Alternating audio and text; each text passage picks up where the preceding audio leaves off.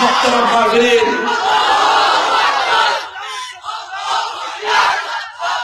মুহতারাম হাজিরিন, এবার আমি আমার ব্যক্তিগত অভিজ্ঞতার কথা আমি আপনাদেরকে বলি, ব্যক্তিগত অভিজ্ঞতার কথা শোনাই। ও দোস্ত, আল্লাহ পাক রব্বুল আলামিন আমাকে তৌফিক দান করেছেন আলহামদুলিল্লাহ। মাদ্রাসা শিক্ষার, কোরআনী শিক্ষার একেবারে অক্ষর জ্ঞান আলিফ বা তা সা থেকে এই শিক্ষার সর্বোচ্চ স্তর পর্যন্ত আমাদের দেশের প্রচলিত দাওরায়ে হাদিস, আল্লাহর নবীর সহিহ হাদিসগুলো পাঠ করে কোরআন এবং হাদিসের আমার যোগ্যতা এবং মেধা অনুযায়ী আল্লাহ পাক আমাকে সর্বোচ্চ শিক্ষা অর্জন করবার তৌফিক দিয়েছেন। একদিকে শিক্ষা অর্জন করেছি, এই শিক্ষা অর্জন করবার পর আমাদের দেশ এবং আমাদের জাতির শতকরা ৯৯% সন্তানদেরকে আমাদের রাষ্ট্র এবং আমাদের সমাজ ব্যবস্থা কি শিক্ষা দিচ্ছে সেই শিক্ষাটুকু দেখবার জন্য তাদের অঙ্গনে একটু বিচরণ করলাম। শুধুমাত্র তাদের শিক্ষাটুকু কি দেওয়া হয়, শতকরা একজন সন্তান যদি মাদ্রাসায় পড়ে, ৯৯টা সন্তান তো তোমাদের জাতীয় শিক্ষা ব্যবস্থায় স্কুল কলেজ ভার্সিটি লেভেলগুলোতে তোমাদের ওখানে পড়াশোনা করে। আমাদের সরকার, আমাদের দেশ, আমাদের রাষ্ট্র, আমাদের সমাজ তাদেরকে কি শেখায়? ও দোস্ত, আমি সেই শিক্ষা ব্যবস্থা সম্পর্কে প্র্যাকটিক্যাল নিজস্ব ভাবে আমি গবেষণা করবার জন্য, তার সঠিক ধারণা অর্জন করবার জন্য দূর থেকে নয়, শিক্ষা ব্যবস্থার ভিতরে ঢুকে সেই শিক্ষা ব্যবস্থাকে আমি যাচাই বাছাই করবার চেষ্টা করেছি। প্রচলিত বাংলাদেশের সরকারি শিক্ষা ব্যবস্থার অধীনে এসএসসি পরীক্ষা দিয়ে সেখানকার সনদ হাসিল করে স্কুলের শিক্ষা ব্যবস্থা সম্পর্কে আমি জ্ঞান অর্জন করেছি। তারপরে জাতীয় শিক্ষা ব্যবস্থার অধীনে তাদের এইচএসসি পরীক্ষা দিয়ে উচ্চ মাধ্যমিক সনদ অর্জন করেছি। তারপরে সর্বোচ্চ বিশ্ববিদ্যালয় লেভেলের আপনার অনার্স বিএসএস ইন ইকোনমিক্স, অর্থনীতিতে অনার্স পড়ে সর্বোচ্চ বিশ্ববিদ্যালয় লেভেলে কি শিক্ষা দেওয়া হয় সেটাও দেখবার চেষ্টা করেছি। এরপরে পোস্ট গ্রাজুয়েশন, সর্বোচ্চ ডিগ্রি মাস্টার্স অর্জন করে বিশ্ববিদ্যালয় লেভেলের চূড়ান্ত পর্যায়ে কি শিক্ষা দেওয়া হয় সেটাও আমি দেখবার চেষ্টা করেছি। দোস্ত, সব ঘাটের পানি খেয়ে এরপরে আল্লাহকে হাজির নাজির জেনে লাখো জনতাকে সাক্ষী রেখে আমি তোমাদেরকে একটি কথা বলে যাই, জাতির বিবেক আমাদের কথাগুলোকে বিবেক জাগ্রত করে বিবেকের কান দিয়ে শুনবার চেষ্টা করো। আমি বাংলাদেশের স্কুল কলেজ ব্যবস্থায়, শিক্ষা ব্যবস্থায় অর্থনীতির উন্নয়নের সূত্র পড়েছি, আমাদের বিজ্ঞানের উন্নয়নের সূত্র পড়েছি, কিন্তু আমার দেশের স্কুল কলেজের শিক্ষা ব্যবস্থায় খবর জগতের ৩ প্রশ্নের দিকের উত্তর আমাকে শিক্ষা দেওয়া হয় না। আমার দেশের বিশ্ববিদ্যালয় লেভেলের শিক্ষা ব্যবস্থায় অর্থনীতির উন্নয়নের জন্য আমাকে অনেক সূত্র শিখিয়েছে। আমার পোস্ট গ্রাজুয়েশন লেভেলে আমাকে আমার বৈজ্ঞানিক উন্নয়নের জন্য, জাতির বৈজ্ঞানিক উন্নতির জন্য, আর টেকনিক্যাল প্রোগ্রেস, প্রযুক্তির উন্নয়নের জন্য দুনিয়ার সেরা টেকনোলজি কিভাবে ব্যবহার করতে হয় তার সমস্ত কৌশল শিক্ষা দিয়েছে। কিন্তু কোন বিশ্ববিদ্যালয় লেভেলে আমি আখিরাতের 5 প্রশ্নের 1 প্রশ্নের সাজেশন আমি পাই না। যদি কবর জগতের 3 প্রশ্ন, আখিরাতের জগতের 5 প্রশ্ন, এই 8 প্রশ্নের সাজেশন যদি আমি পেয়ে থাকি, 8 প্রশ্নের ডিটেইলস উত্তর যদি আমি পেয়ে থাকি, ভাঙ্গা কুড়িঘরের বক্তব্য মাদ্রাসায় পেয়েছি, আর এদেশের মাদারিসে কওমিয়ার আল্লাহর পয়গম্বরের সহিহ হাদিসের সবকে বসেই আমি পেয়েছি।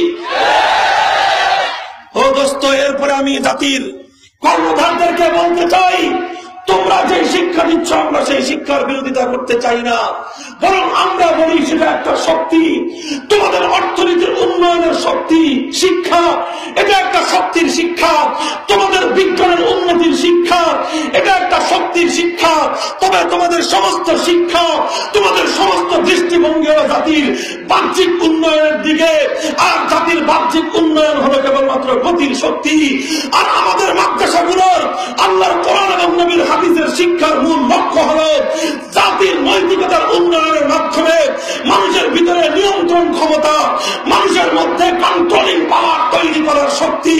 সুতরাং এই শক্তি যদি না থাকে, এই নিয়ন্ত্রণের শক্তি যদি জাতির কপালে না থাকে, এই নিয়ন্ত্রণের শক্তি যদি জাতির আগামী প্রজন্মের মধ্যে না থাকে, তাহলে তোমাদের অর্থনৈতিক শিক্ষা আর তোমাদের বিজ্ঞানের শিক্ষা জাতির 12টা বাজিয়ে গোটা সমাজ এবং সভ্যতাকে ধ্বংসের তার প্রান্তে পরিণত করবে।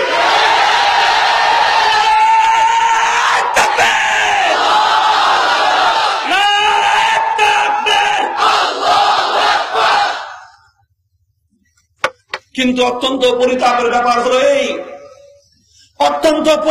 ব্যাপার হলো এই আমাদের সমাজ, আমাদের দেশের অধিকাংশ বুদ্ধিজীবী সুশীল সমাজ নামে যারা পরিচিত, তারা আমাদের এই নিয়ন্ত্রণ শক্তির শিক্ষা ব্যবস্থা, এই ব্যবস্থাটাকে জাতির জন্য একটা অপান্তীয় শিক্ষা ব্যবস্থা হিসেবে চিহ্নিত করতে চায়। এটাকে জাতির উন্নতির পথে, অগ্রগতির পথে অন্তরায় এবং বাধা বলে সাব্যস্ত করতে চায়।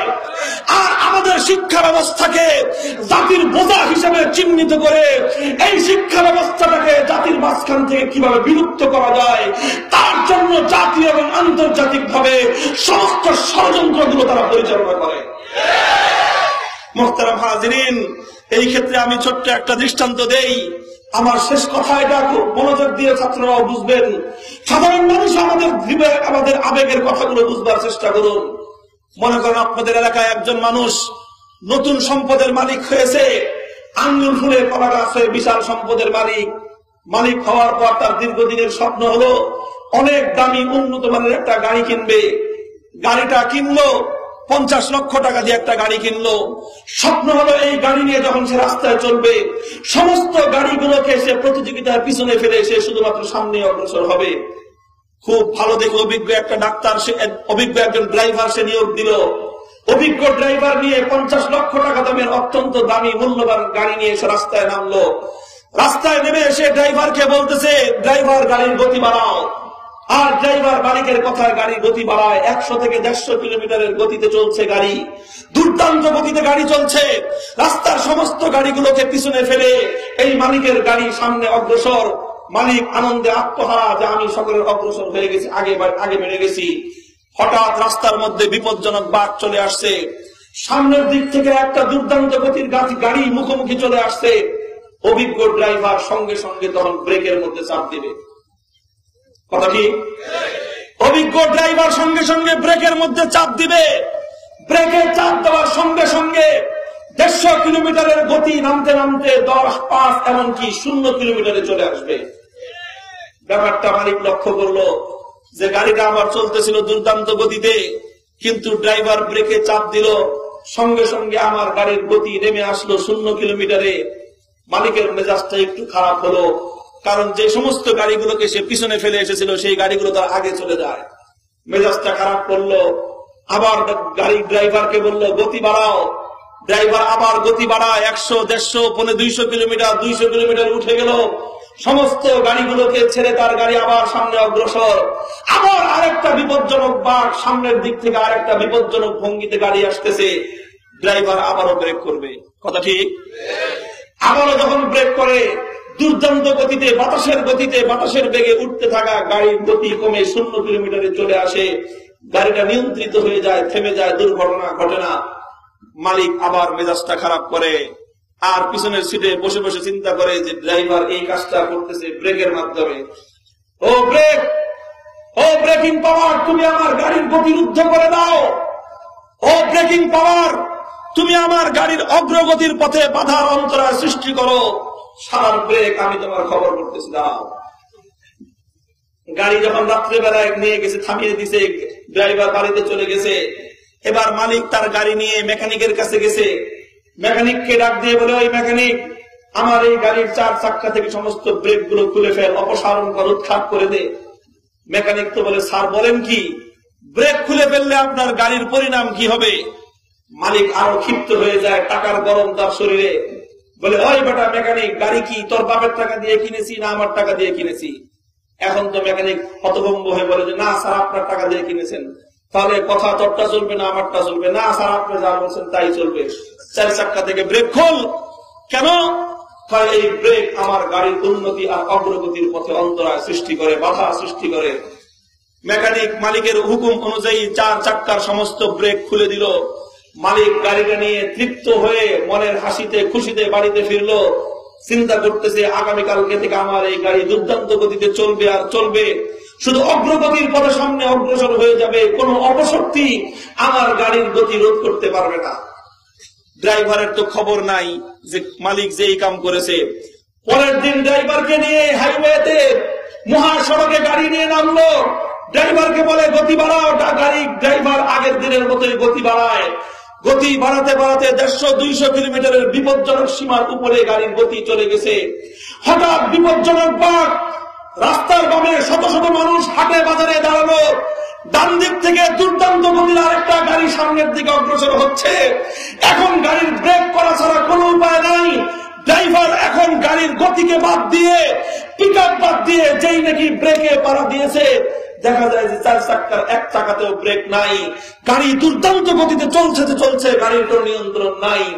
মুহতারাম হাজিরিন, এর অনিবার্য পরিণাম কি হবে সে কথাটাকে আমার বলে দিতে হবে। শত শত মানুষের ঘাড়ের উপর দিয়ে, বাজার হাটের উপর দিয়ে গাড়িটা উঠবে, 10টা পোল্ট্রি খেয়ে খাদের মধ্যে গিয়ে পড়বে, 50 লক্ষ টাকা দামের গাড়ি দুমড়ে মুচড়ে যাবে। ড্রাইভার, মালিক, তার পরিবারের সমস্ত সদস্যরা সহ স্পট ডেড হবে। শত শত মানুষের জীবন বিপন্ন হবে। দেশ এবং জাতির অসংখ্য সম্পদ জীবন ধ্বংস করে নিজে ধ্বংস হবে। গোটা সমাজের জন্য, গোটা এলাকার জন্য বিরাট একটা বিপর্যয় ডেকে আনবে। তেমনি ভাবে আমরা বলতে চাই, পরিষ্কার ভাষায় বলতে চাই, যারা আজকে জাতির নিয়ন্ত্রণ শক্তির শিক্ষা ব্যবস্থা, কোরআন সুন্নাহ ভিত্তিক মাদ্রাসা শিক্ষাকে জাতির অগ্রগতি আর উন্নতির পথে তোমরা অন্তরায় সাব্যস্ত করছো, তোমরাও জাতির কপালে শুধুমাত্র ডিজিটাল প্রযুক্তির কল্যাণে, বৈজ্ঞানিক শিক্ষা ব্যবস্থার কল্যাণে, অর্থনৈতিক উন্নয়নের মাধ্যমে যে গতির সঞ্চার করছো, এটা আমাদের জাতি আর দেশের কপালে শুধু গতি আনছে। ওলামায়ে কেরামের মেহনতের ফলে যদি মাদ্রাসা ভিত্তিক কোরআন সুন্নাহর আখিরাতের জবাবদিহিতা ভিত্তিক শিক্ষার এই নিয়ন্ত্রণ যদি না থাকে, খোদার কসম গোটা জাতি অনিবার্যভাবে বিপর্যয় এবং ধ্বংসের সম্মুখীন হবে।